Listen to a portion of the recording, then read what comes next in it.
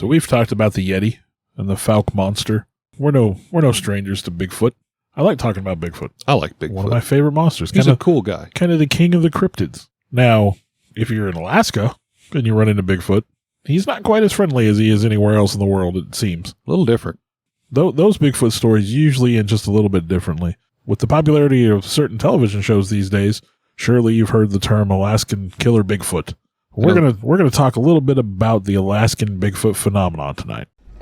From a child born into this world, we are taught what to believe.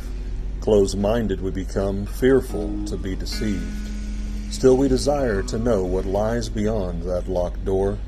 The art of the storyteller, conjuring tales of legend and lore. History hidden, lost knowledge, things forgotten and the unknown. These are the things that direct us and will set the tone. Welcome, friends, to another episode of Nightmares on the Lost Highway.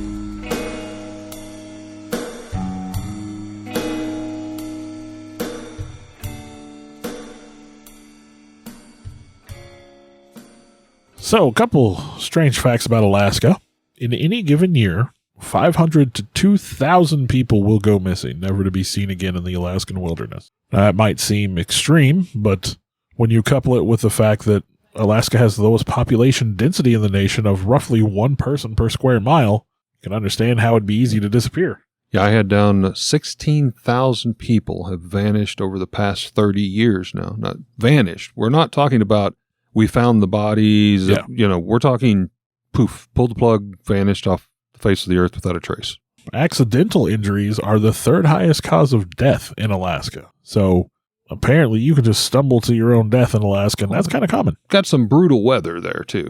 Well, and it's a pretty wild state. A lot of untamed wilderness there, kind of a frontier almost. Now, Bigfoot sightings are surprisingly common throughout the entire state of Alaska.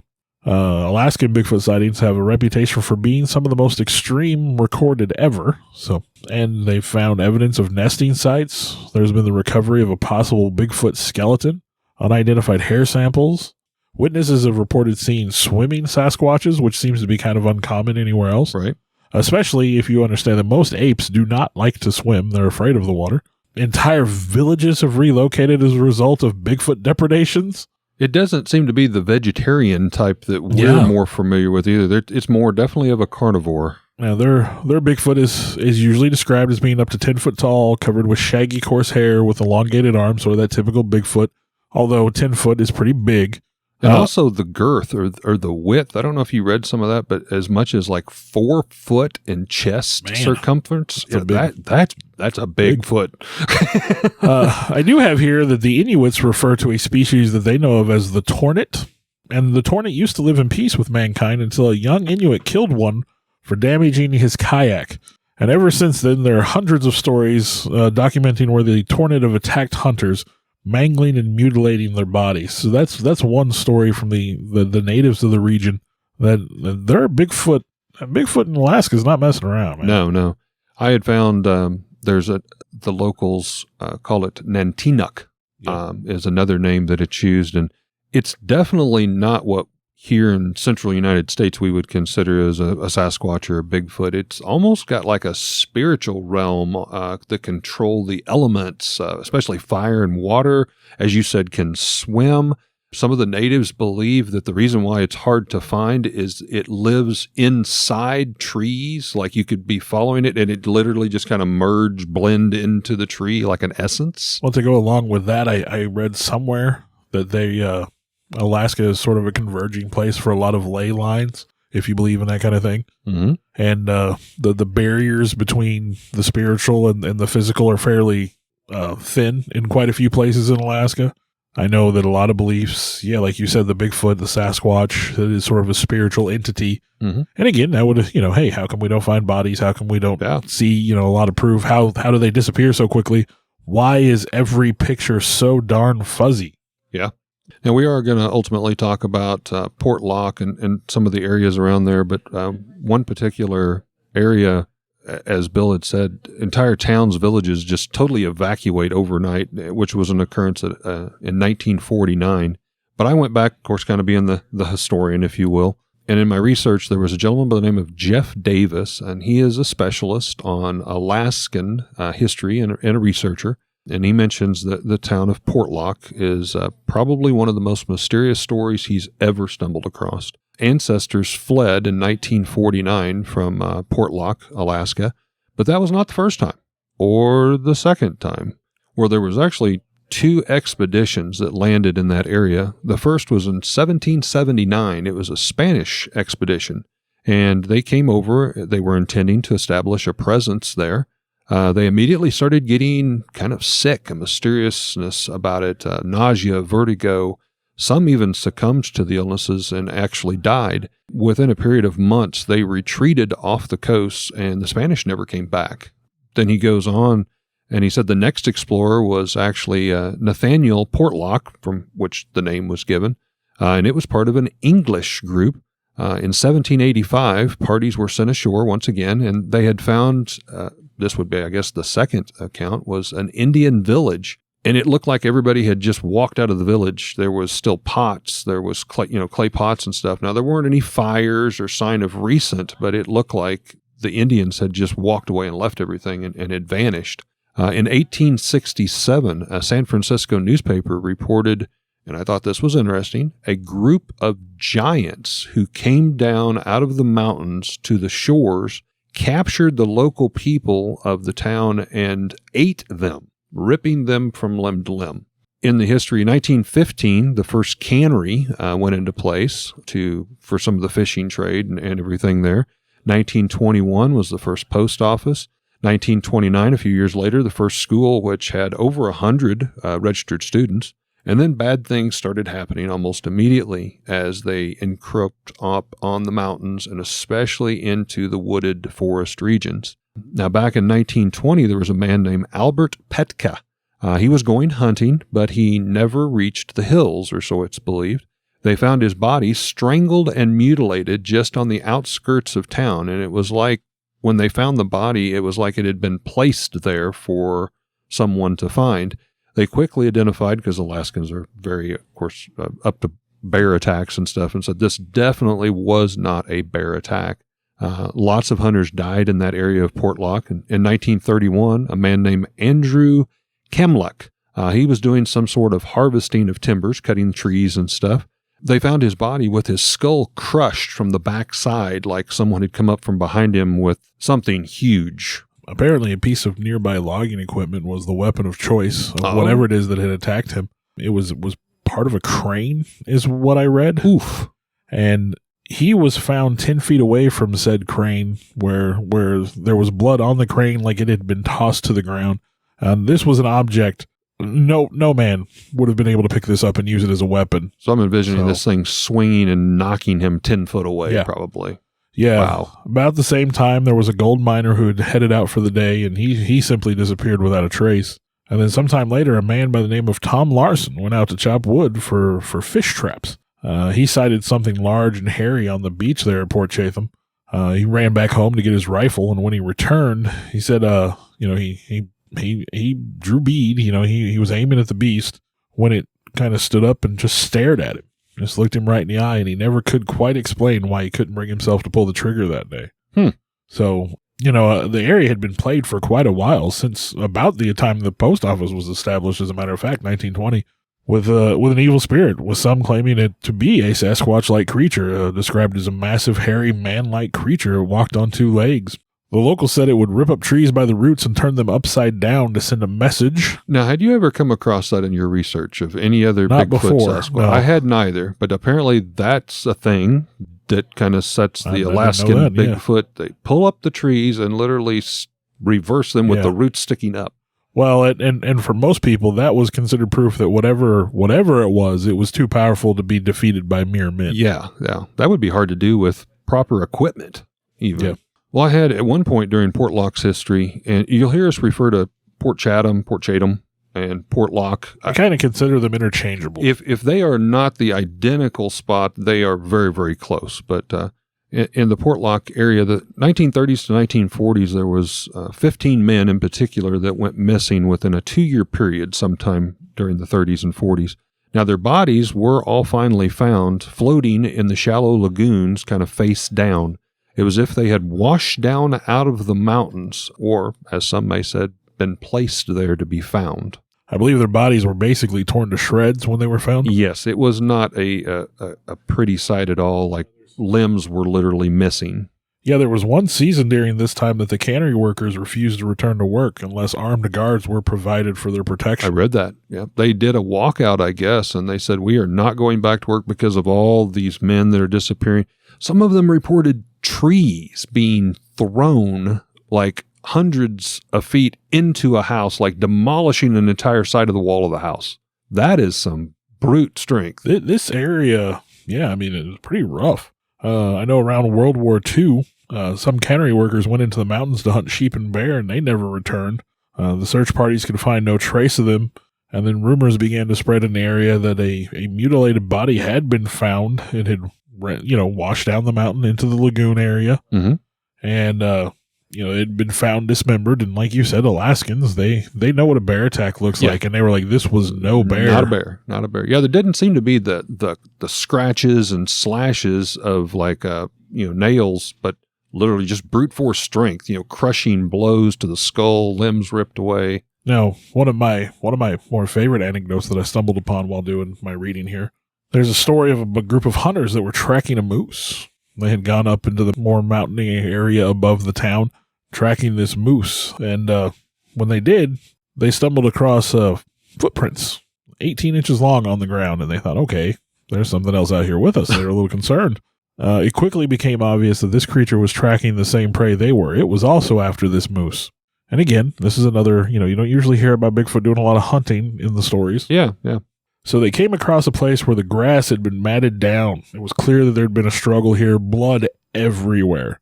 And they were kind of shocked and dumbfounded. They didn't know what to do. They didn't know what they were seeing. I mean, they could kind of piece it together like, okay, whatever this was that had been tracking this moose had found it. Beat him to the punchline. Now, beyond the grass, they found no more moose tracks, but they did find these 18-inch footprints heading up the mountain. So I have to assume that the Bigfoot or Sasquatch or whatever it is, got a hold of that moose and beat it down and took off with it. Packed it off. So that's kind of, I mean, physically with its bare hands, was able to subdue a moose. Now, I don't know where your travels have taken you exactly. I haven't made it to Alaska yet. Well, I haven't been to Alaska, but I have been to Yellowstone. Mm-hmm. And they have moose in Yellowstone. Yes. And they are not small. No. Those things are massive. And they can be very They're grumpy. Fierce. Yeah. So that's no small feat for any creature, to take a moose on one and then just walk away with it. Now, you had mentioned a footprint that was 18 inches. In some of the research, I found as much as 24 inches. Now, that is all puns intended, a new scaled up Bigfoot. That's a big foot. 24 inches. There was a lady that lived outside of Anchorage. I think it was in 2012, 2013, that she got off work about 11 o'clock, was driving home. Her boyfriend was already at the house. And as she kind of a winding long driveway, Alaska, as you said, very rural area, not a lot of population. But she kind of come around a bend and she had her windows down and her radio on. And all of a sudden she saw red eyes reflecting back in the headlight. And so she, stopped trying to figure out what this was. And then it stood up and she said that thing was over 12 foot tall and she honked the horn at it, tried to scare it. I guess that kind of peeved it off a little bit. So it kind of started walking towards her. She was talking to her boyfriend on her cell phone and, told him, get out here now. So he steps out on the front porch, I guess, with a shotgun or a rifle. I think fired a couple shots. The Bigfoot came over and was leaning on the hood of the car, said, pushed the car. You could feel the shocks and everything, and said, again, 12 foot tall. She was absolutely petrified, which I don't know who wouldn't be petrified. But finally, after the gunshots or whatever, it didn't scare off. It just kind of lost interest. Okay, you guys aren't worth it. Walked away. They went out the next day, and I believe she was a shoe size of a 9 or a 10. This foot dwarfed hers. This thing was 24 inches, 10 inches wide. And it's holy cow. I don't know about you. I mean, That seems outside the realm of possibility. Well, that to me, that is giant. I was going to say, you're crossing the line from Bigfoot. Well, okay, when we talked about Yeti, and we said there were different sizes of Yeti, and you had your middling Yeti, and then you had your Bigfoot-sized Yeti, and then you had your giants that lived in the mountains. Yeah. That sounds like when you're talking about Bigfoot, maybe, when you get to Alaska, that's where your giants are at. Maybe they are just extremely hairy giants due to, the winter harsh weather. I do have a couple more anecdotes from the Chatham area. In 1973, 3 hunters took shelters in that area during a storm, and they claimed that something large prowled around their tent at that night. It sounded as if it walked on 2 feet. And then here's another one that I really like, this little story. In 1990, an Anchorage paramedic was called to help a 70-year-old native who had suffered a heart attack while incarcerated in the Eagle River Jail. That would be just north of Anchorage. While he was treating the man, the paramedic mentioned that he had hunted in the Port Chatham area. And at that point, the elderly native sat up, grabbed him by the front of his shirt, and asked him, "Did it bother you? Did you see it?"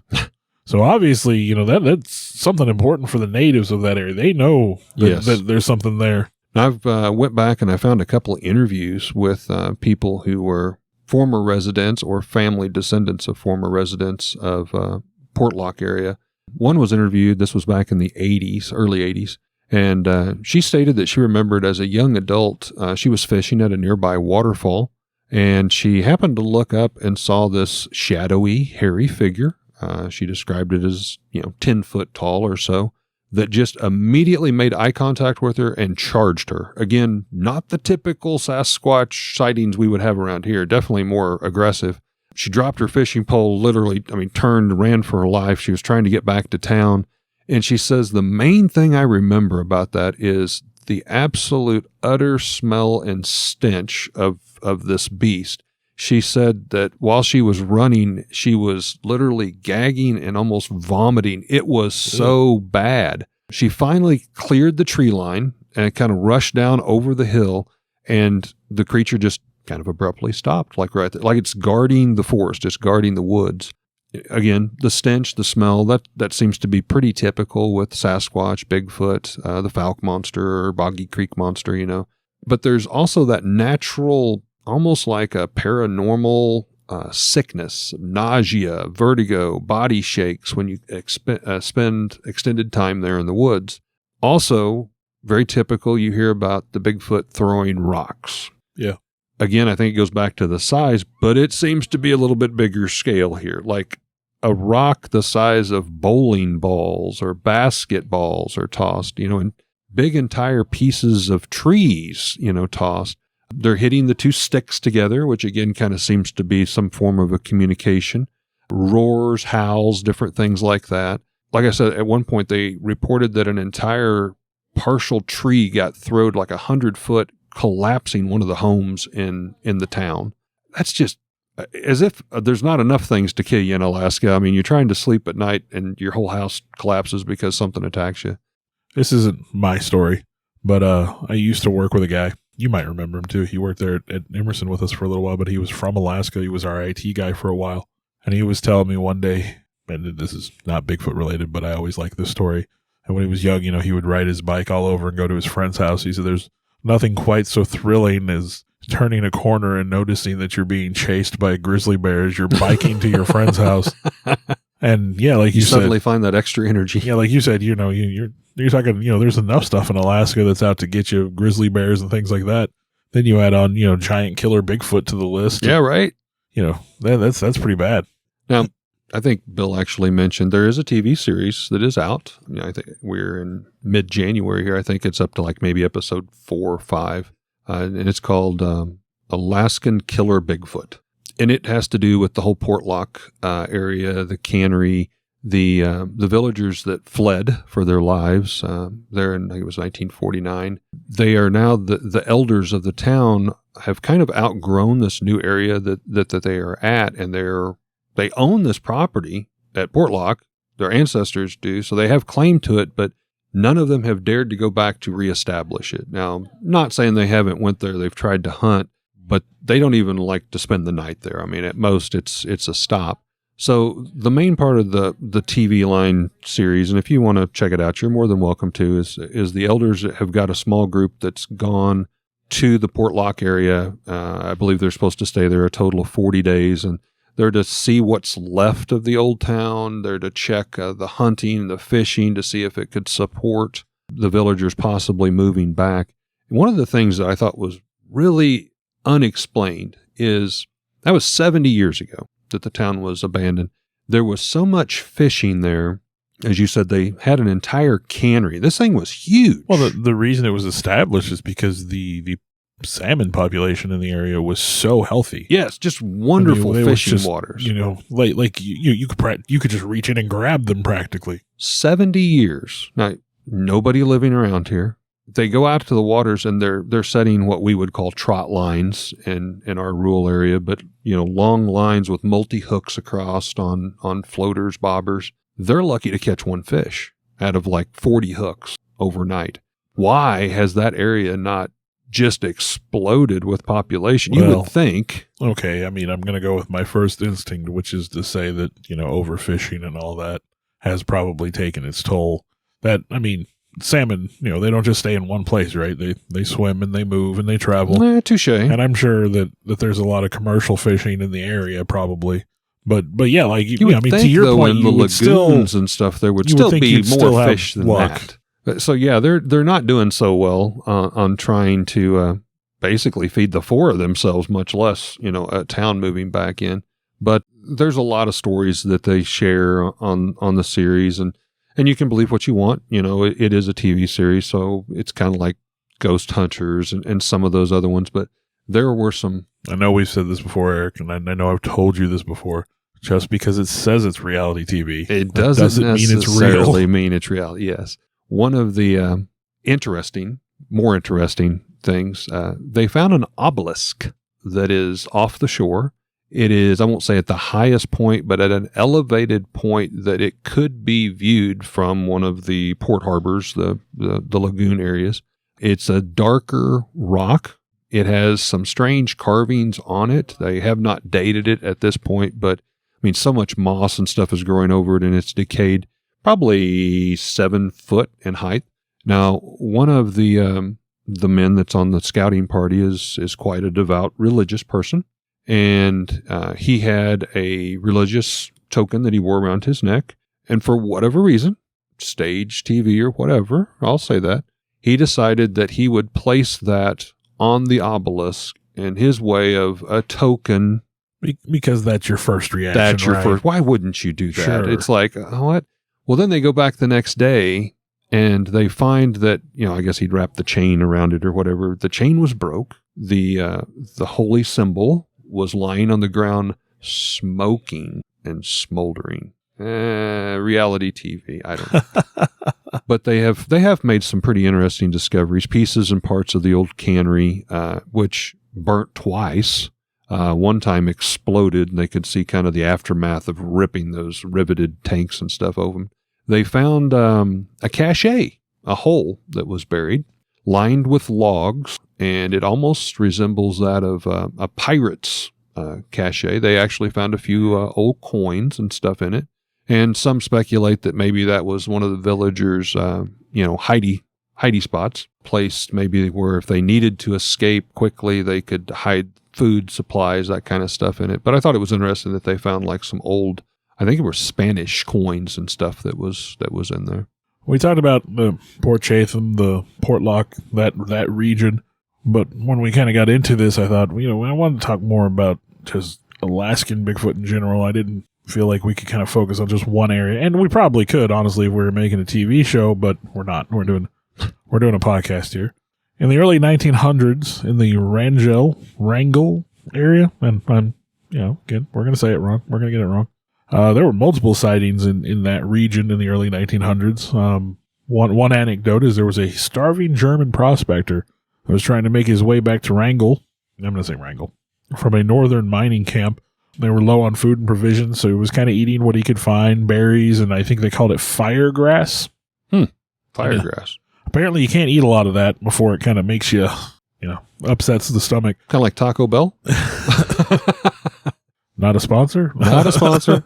But apparently he ate as much as he could and then he fell asleep.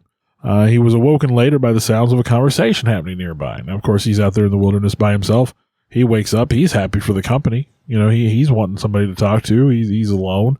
So he tries to locate the speaker when he finds what he called a bush woman who was a giantess, in his own words, covered in hair, sitting on the ground, sort of with her legs in a circle. He said with a little one in her legs, feeding the smaller one berries by hand. So he was, he didn't stop and be friendly. Now, I know we've talked about how violent the Alaskan Bigfoot can be, but not long afterwards, there was another encounter. A 3-year-old child had wandered away from her home and gotten lost in the woods. They had tried to find her all day. They'd had no luck, but right about dusk, out of the woods comes striding this massive, hairy beast with this little girl cradled in its arms, and he walks up and places the child on the ground, kind of outside the wood line where everybody can see him, and then he turns and walks back into the forest, leaving the child there unharmed. And apparently she learned how to play stickball while she was gone. So maybe Sasquatch has, he's got a playful streak for kids. They didn't want to kill this. They didn't want to kill this kid. Taught her how to play ball. There's another one, which I like this one a little bit. In the 1930s, around the Nelchina Plateau, they had what they called the Gilyuk, which kind of translates to a roughly cannibal spirit. And there was a local. I don't know. He was sort of an important. I don't know if he was an elder or a chief, but he was sort of important in his tribe. And they had moved into the region, and they were hunting caribou for winter use. They were going to stock up, food and supplies, but they discovered that the Gilyuk was in the area. They had seen him there, and it became obvious to them that the Gilyuk was not interested in caribou, for he was a eater of men.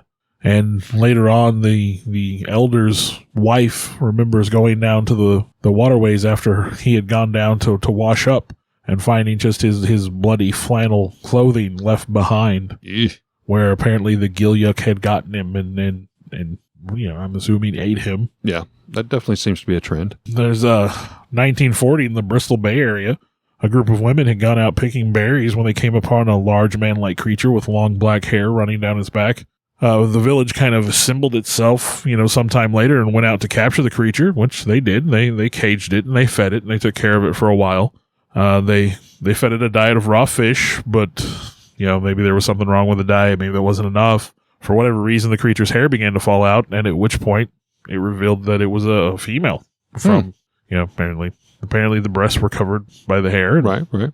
But she died shortly thereafter. So she was not meant to be in captivity. Another good one. 1956 in the Ketchikan region, about 50 miles southwest of that particular area, a man was out fishing and he had anchored for the night. He was kind of sitting there setting up camp when he thought he saw a bear sitting down on shore on its rump, on its butt like a bear might. When the 8-foot tall creature stood up, looked at the boat for a few seconds, then just turned and walked away. The guy estimated the creature would have been 350 to 400 pounds, covered with blackish reddish hair, 2 to 3 inches long. He said it walked on 2 feet in a very ape-like manner, and later on, biologists were able to go to the area and find big human-like footprints on the beach that went from the beach up to the wood line. Later on, a young boy reported seeing a very similar creature in 1960. He was sent out to haul in a fishing boat that had been tied off to a float for the night. He left his flashlight pointing up towards the shoreline from where he was at. When he looked up and he saw a human-like creature standing in the water up to its waist between the float and the shore, and it was watching him.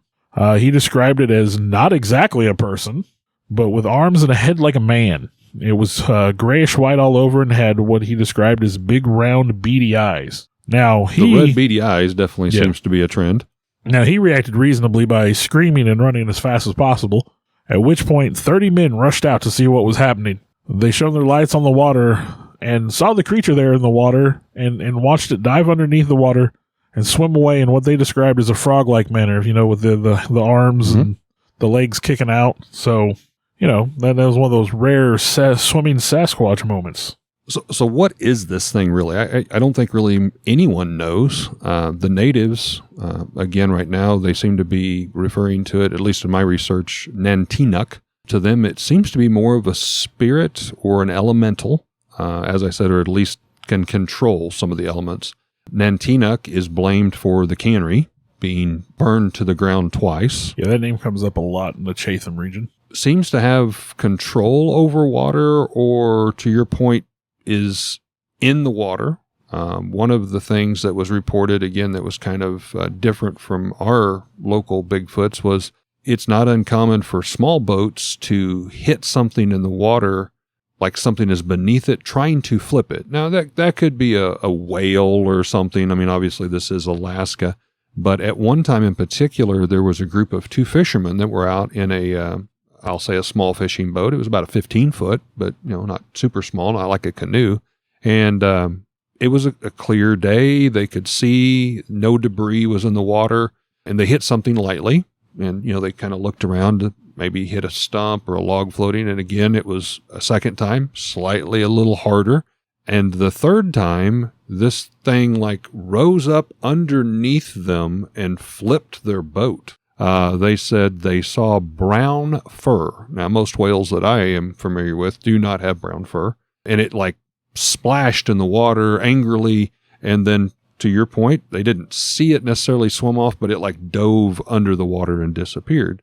Not at all like what we have here in the Missouri Ozark area, at least. The television show that we mentioned, I thought this was somewhat humorous. They had called into some different Bigfoot hunters across the nation and said, look, we're here for 40 days. We're trying to understand what this thing is. Can we live peacefully with it? Can our group come back and establish here?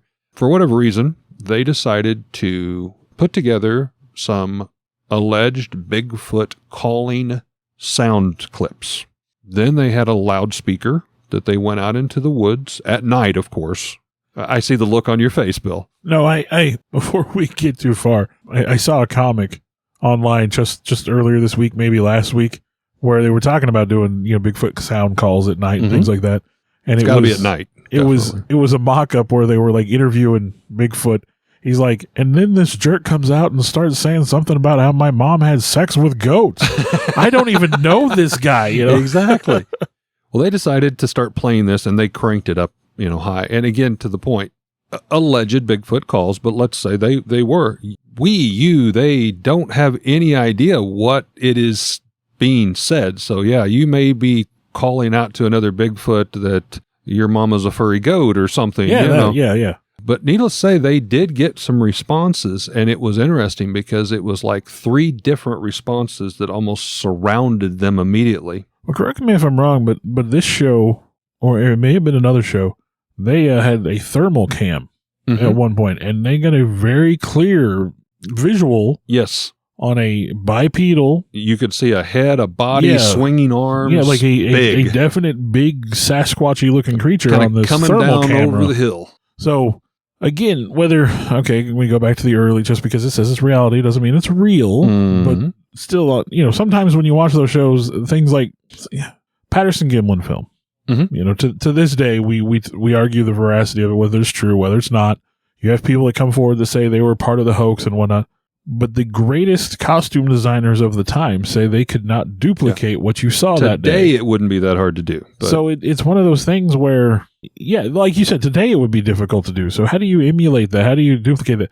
Sasquatch, my understanding, moves in a way that a human being just can't. So when you see that footage, and I haven't seen the footage, I read about the footage and didn't actually get an opportunity to see it. Yeah, just the stature, the way they're walking, the way they're carrying their body, the stride. It's not human-like. It would be more gorilla-like, but yet on 2 legs, which, again, that's not a gorilla. Anyhow, they start playing all these sounds. They got 3 different responses from all around them. Literally, it was like they were being surrounded. We had the rocks being thrown. We had the 2 pieces of wood being clacked together.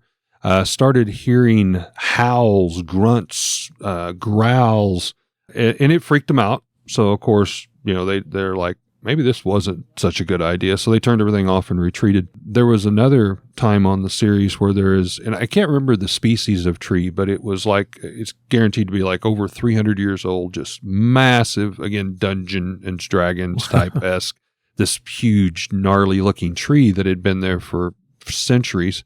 and there was these giant claw marks on it. And I have to say, that's exactly what they look like. It wasn't rubbings. It was carved into the tree and spaced out like 3 inches apart. Okay, well, I was going to say a huge hand if it was. was. Bears mark trees like that, but yeah, I mean, they're not to that caliber level. And it just looked like whatever this thing was, this tree had something it liked or didn't like, one of the two. It had dug around, the area. So one of the gentlemen, he decides to build kind of a makeshift tree stand like we would have around here for deer hunting or whatever. And again, it's always best to do these things at night.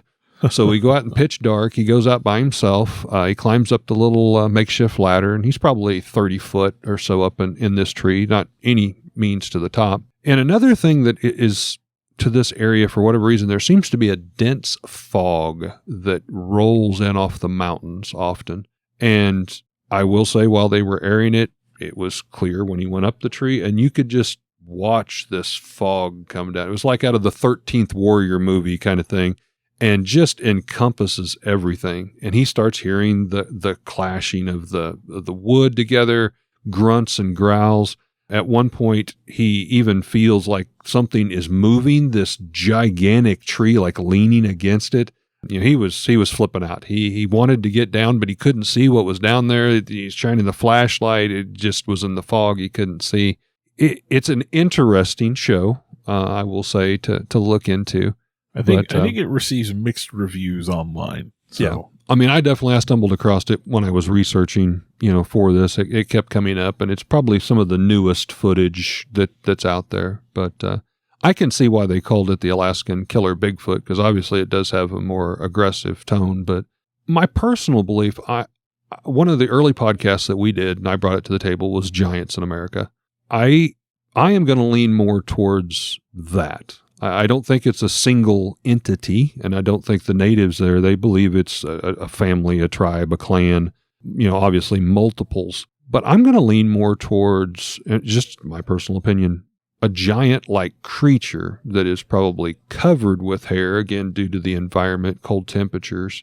Well, if you want to go... On my take. If you want to go with a scientific bend on this, there is a family tree of hominids that sort of petered out, that were larger than we are, stature-wise. We can only assume they were covered with hair. I believe it's a Gigantopithecus. Mm-hmm. And, I mean, we can almost prove, well, we absolutely can prove, that some of us have Neanderthal DNA. So we know that the Homo sapiens we are today existed concurrently with Neanderthals. So, maybe Gigantopithecus did find some isolated places where he survived, and he's out there roaming around. I mean, again, from a scientific perspective, you have scientists that absolutely say, okay, there's no such thing as Bigfoot. And then, like Jane Goodall, who's, I would argue, an educated woman, spent a lot of time out in there in wilderness. Yes. And she's like, oh, no, there's the possibility. She believes. So, well, and again, if you were going to hide out, Alaska is probably, out of the land that we have, the most unexplored, most sparsely populated. When you say there's one person per square mile, you still have cities in Alaska. So yeah. It's not for sure a person every mile. You concentrate a bunch of people in Anchorage. That means there's a whole lot of place out there where there's nothing. A lot of the bush pilots and stuff that fly in, when they drop people off, they're like, you are days. If you could walk through some of these areas, you are days away from help. If you get injured, there's a good chance you're not coming out of there because it's just so sparsely populated. So, I think if they do exist, and I'm more of a believer on the giant aspects because they have found proof, they have found skeletons. I'm going to put my aluminum tin hat on and say, I think that's one of the government cover-up conspiracies. All the way back to Victorian era, they found just hundreds and hundreds and hundreds of skeletons, and they just all seem to vanish. They don't want us to know about it for whatever reason. I'm going to stake the claim that I think it has something to do with a giant version. That's my take. Take it for what it's worth.